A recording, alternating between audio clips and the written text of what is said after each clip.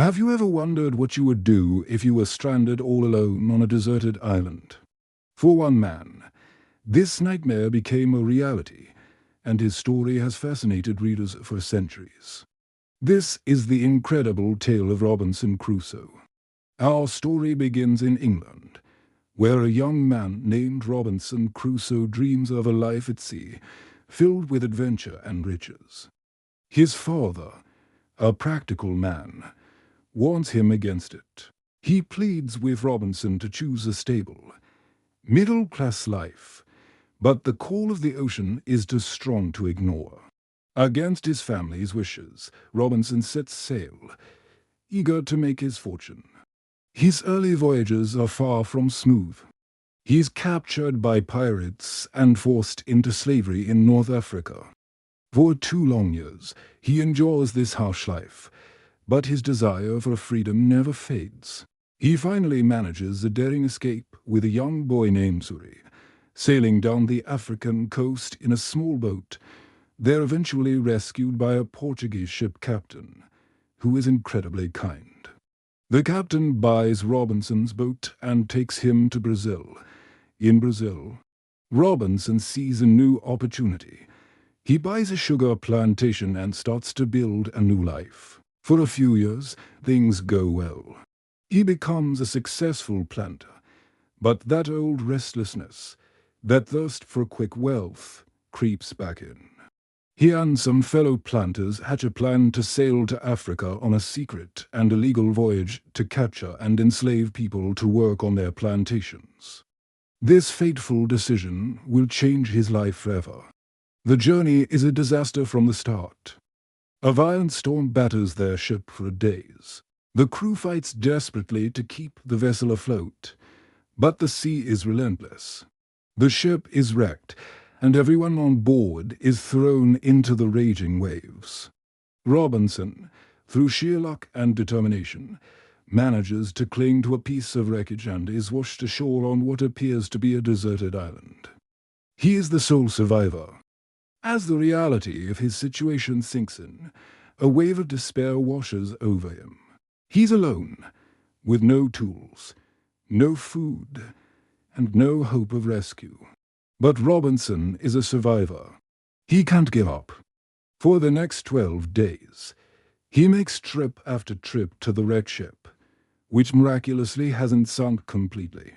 He salvages everything he can: tools, food, rope, guns, ammunition, and even the ship's sails. This is the start of his new life. His first priority is safety. He builds a fortified home, a sort of castle, complete with a fence and a hidden cave, to protect himself from unknown dangers. Whether wild animals or potential cannibals he fears might visit the island. He starts a journal, marking the days with notches on a wooden cross to keep track of time and maintain his sanity.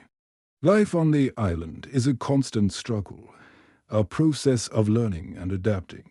He teaches himself to be a farmer, painstakingly planting the few grains of barley and rice he salvaged from the ship. He learns to be a baker, a potter, and a tailor. Making clothes from animal skins, he domesticates wild goats.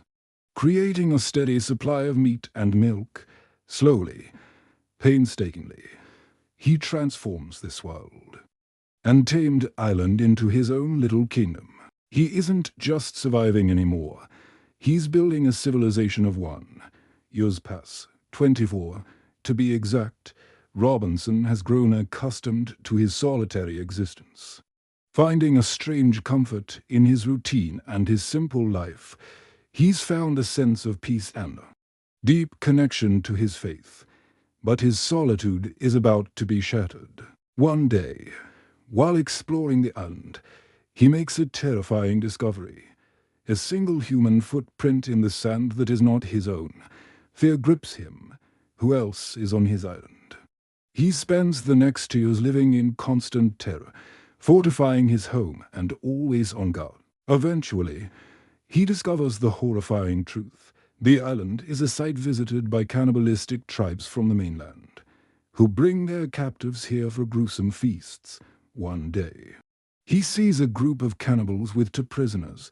He can't stand by and watch, armed with his guns. He attacks, managing to scare off the cannibals and rescue one of the prisoners. This young man, grateful for his life, pledges his loyalty to Robinson. Because he was saved on a Friday, Robinson names him Friday. Friday becomes Robinson's first human companion in over 2 decades. Robinson teaches him English and introduces him to his own beliefs in turn. Friday shares his own knowledge and culture. For the first time in years, Robinson has a friend. Their relationship develops from a master-servant dynamic into a genuine friendship built on trust and mutual respect. Life is no longer a solitary struggle. A few years later, another group of cannibals arrives. This time with 3 prisoners. Robinson and Friday launch another daring rescue. 2 of the prisoners are a Spanish man and, incredibly, Friday's own father. The small community on the island grows. They work together, expanding their home and their resources, creating a multicultural society in miniature. But the biggest surprise is yet to come. An English ship appears offshore. Robinson is wary. It turns out the crew has mutinied and are planning to abandon their captain on the island. Robinson sees his chance. Using his knowledge of the island, he and his companions help the captain regain control of his ship. In return for his help, the captain offers Robinson passage back to England. After 28 years, 2 months, and 19 days, Robinson Crusoe finally leaves his island.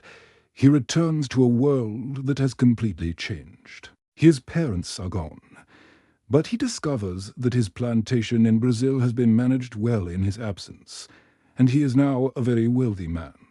Robinson gets married, has children, and settles into a comfortable life. But the island never truly leaves him. Years later, he even revisits it, seeing how the small colony he started has grown and prospered. The story of Robinson Crusoe is more than just an adventure. It's a powerful tale of human resilience, ingenuity, and the will to survive against all odds. It's about how one man, stripped of everything, managed to rebuild not just a life, but a world. Through sheer determination and faith, it reminds us of the incredible strength of the human spirit when faced with the ultimate test. Thank you so much for watching. If you enjoyed this journey to a deserted island, please hit that like button and subscribe for more amazing stories. See you next time.